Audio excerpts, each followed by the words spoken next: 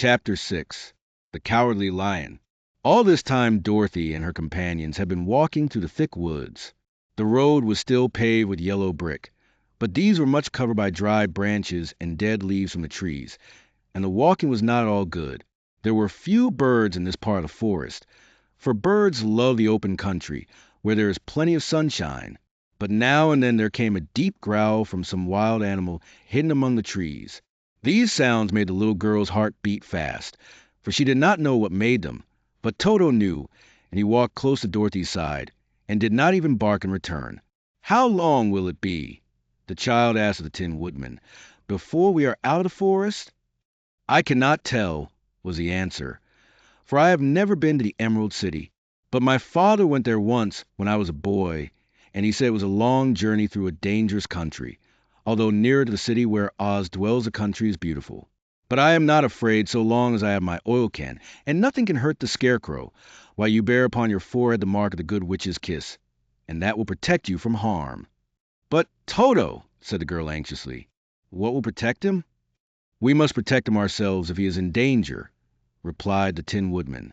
Just as he spoke there came from the forest a terrible roar, and the next moment a great lion bounded into the road. With one blow of his paw he sent the Scarecrow spinning over and over to the edge of the road, and then he struck at the Tin Woodman with his sharp claws. But, to the lion's surprise, he could make no impression on the tin, although the Woodman fell over in the road and lay still.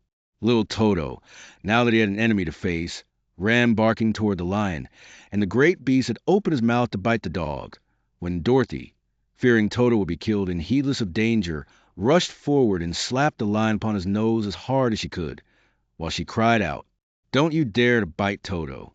You ought to be ashamed of yourself, a big beast like you, to bite a poor little dog." "I didn't bite him," said the lion, as he rubbed his nose with his paw where Dorothy had hit it. "No, but you tried to," she retorted. "You are nothing but a big coward." "I know it," said the lion, hanging his head in shame. "I've always known it. But how can I help it? I don't know, I'm sure. To think of your striking a stuffed man like the poor Scarecrow."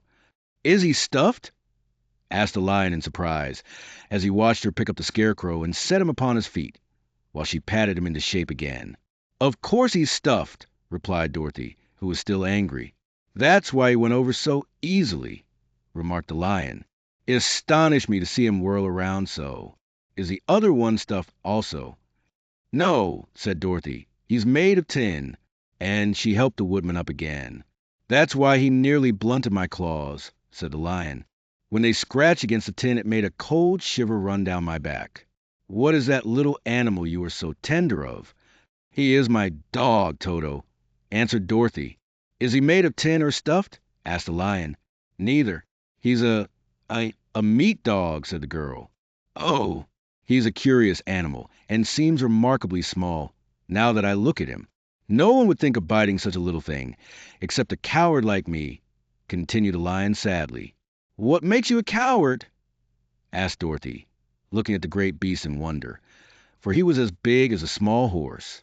"It's a mystery," replied the lion. "I suppose I was born that way.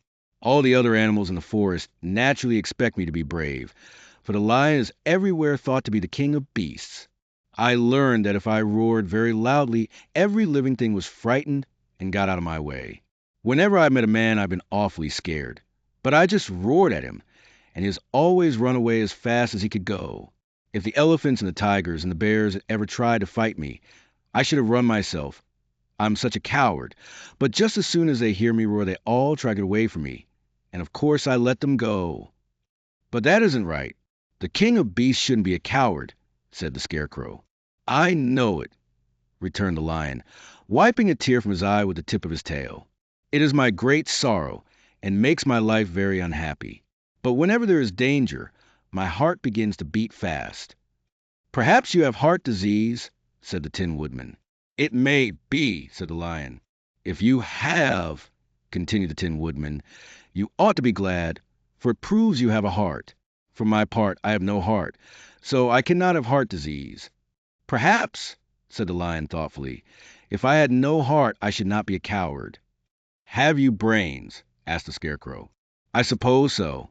I've never looked to see," replied the Lion.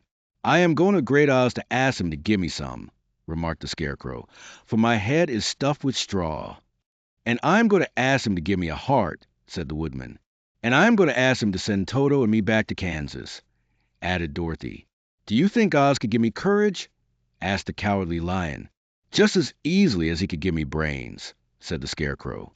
"Or give me a heart," said the Tin Woodman. "Or send me back to Kansas," said Dorothy. "Then, if you don't mind, I'll go with you," said the Lion, "for my life is simply unbearable without a bit of courage." "You will be very welcome," answered Dorothy, "for you will help to keep away the other wild beasts. It seems to me they must be more cowardly than you are if they allow you to scare them so easily."